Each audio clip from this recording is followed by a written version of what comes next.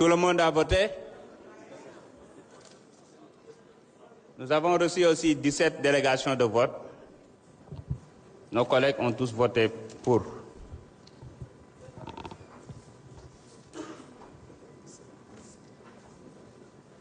Nous avons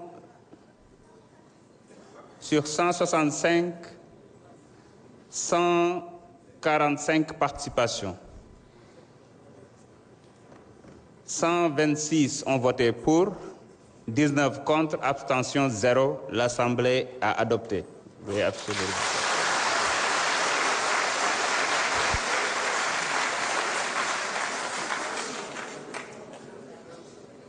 Monsieur le rapporteur, veuillez procéder à la lecture de l'article 2.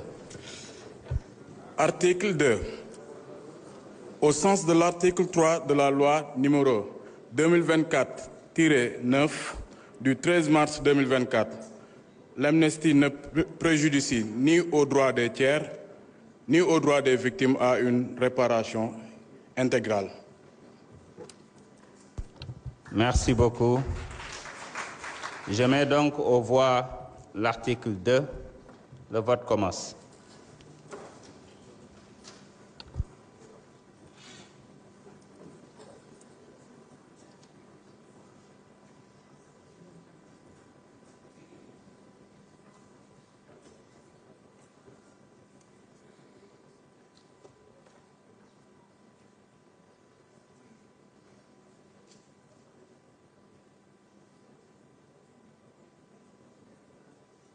Tout le monde a voté?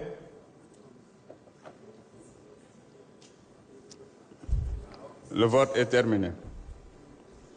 Sur 165, nous avons 143 participations, 126 pour, 17 contre, abstention 0. L'Assemblée a adopté. Avant de passer au vote de l'ensemble du texte, je voudrais vous signaler que j'ai reçu 12 explications de vote.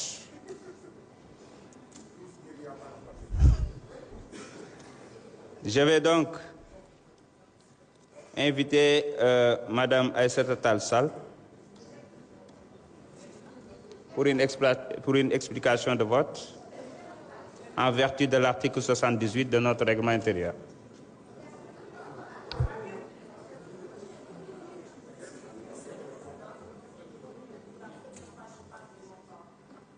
Je souhaitais que vous puissiez respecter le règlement intérieur en nous laissant poser nos amendements.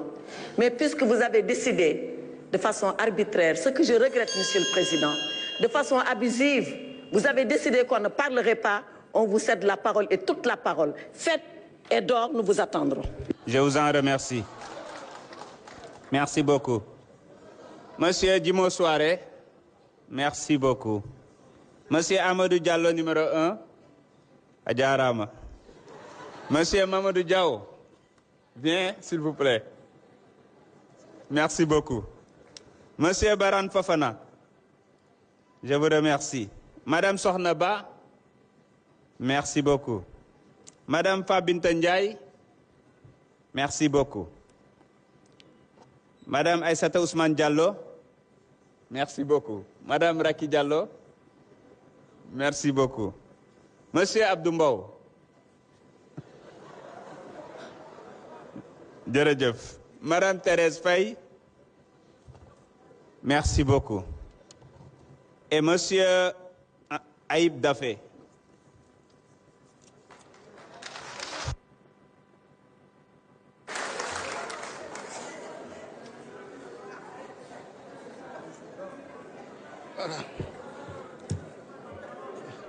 Monsieur le Président, chers collègues, je pense qu'il n'est plus nécessaire de tirer sur l'ambulance parce que tout au long de cette séance, nous avons noté que les opposants à cette loi interprétative sur la loi d'amnistie n'ont opposé aucun argument sérieux, aucun argument crédible, aucun argument qui mérite un débat profond et un débat contradictoire. Nous, en tant que membres du groupe parlementaire PASTEF, nous avons décidé de voter pour cette proposition de loi interprétative que notre collègue Amadou Ba a déposée en usant de son droit d'initiative législative. Et je voudrais l'en féliciter d'abord et je voudrais que tous les collègues le félicitent et l'applaudissent pour ce courage et également pour sa modestie. Parce qu'effectivement, quand il a déposé la première mouture, il y a eu des critiques, il y a eu des observations au sein même du groupe parlementaire. En dehors du groupe parlementaire, il a ouvert la porte à tout le monde, il a accepté d'écouter tous les arguments. Et en commission, il a eu lui-même à apporter des amendements. Et ça, c'est son droit, parce que tout député a le droit d'amendement. Et je me surpris quand je vois des députés qui reprochent à un député de déposer une proposition de loi, de déposer une proposition de loi interprétative, de déposer des amendements. Je suis surpris également d'entendre des organisations de la société civile qui demandent à l'Assemblée nationale de surseoir à délibérer. Alors qu'il n'y a pas 4 mois derrière, nous battions campagne, allions vers les Sénégalais, nous tous, pouvoir opposition non inscrits, pour demander du suffrage. Et ces suffrages-là, on les a demandés pourquoi? C'est pour légiférer, c'est pour délibérer. Et on nous dit non, il faut surseoir à délibérer pour des concertations. À la veille de la séance plénière, alors que plus d'1 mois s'est passé depuis le dépôt de cette proposition de loi jusqu'à la tenue de cette séance plénière. Je rappelle que la commission, on l'a tenue le 21 mars. Pendant tout ce temps-là, personne ne s'est rapproché de nous, moi en tant que président du groupe parlementaire, pour dire il faut qu'on discute, il faut qu'on se concerte. Personne ne s'est rapproché de l'auteur, Amadou Ba. On a expliqué aux Sénégalais, on est allé tenir des conférences de presse, on est allé sur les plateaux de télévision expliquer cette proposition de loi partout. Discuter avec les Sénégalais, discuter avec les organisations sérieuses qui se préoccupent des victimes, discuter avec les victimes, avec les détenus. C'est pourquoi quand ils ont compris, ils ont soutenu cette proposition de loi.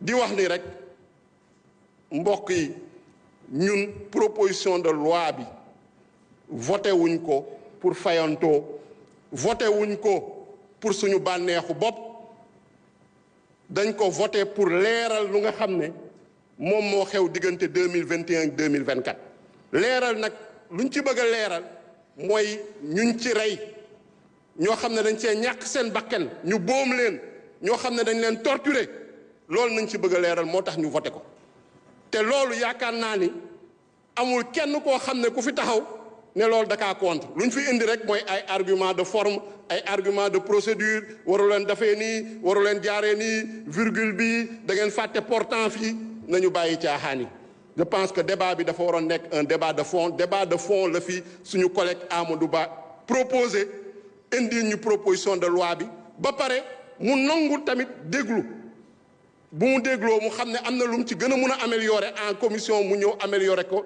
indi ay amendement mais boobu ñuy wax tey ñëw ñu si bëri ñuy wax opposé wu à cette loi en séance plénière kenn gisu leen woon donc lu may wax rek mooy proposition de loi interprétative bi lu ko tax a jóg mooy leeral lépp loo xam ne ay crime de sang la ay assassinat meurtre torture traitement cruel inhumain ou dégradant fépp foo munti bokk ak foo munti far singali wuñu kenn seppi wuñu kenn yaakaar naa ni loolu moo ci am donc ñun looloo tax ñu jël suñu courage à 2 mains voté ko te di demander en tout cas procédure bi na suivre pour ñu appliquer ko qu'on puisse faire la justice qu'on puisse faire la lumière rendre hommage à ces victimes-là à ces combattants de la liberté-là. Je vous remercie. Merci beaucoup.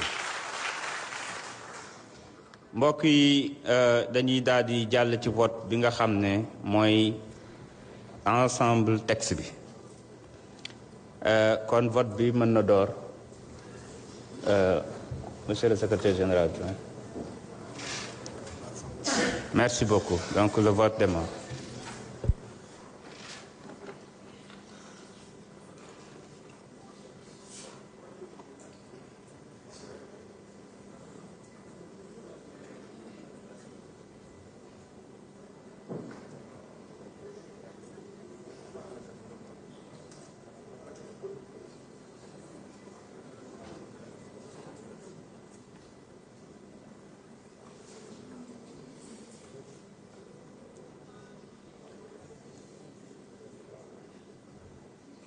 Tout le monde a voté? Le vote est terminé. Sur 165, nous avons 146 participations, 126 pour, 20 contre, abstention 0. L'Assemblée a adopté. Je voudrais donc féliciter notre collègue Amadou Ba, numéro 2.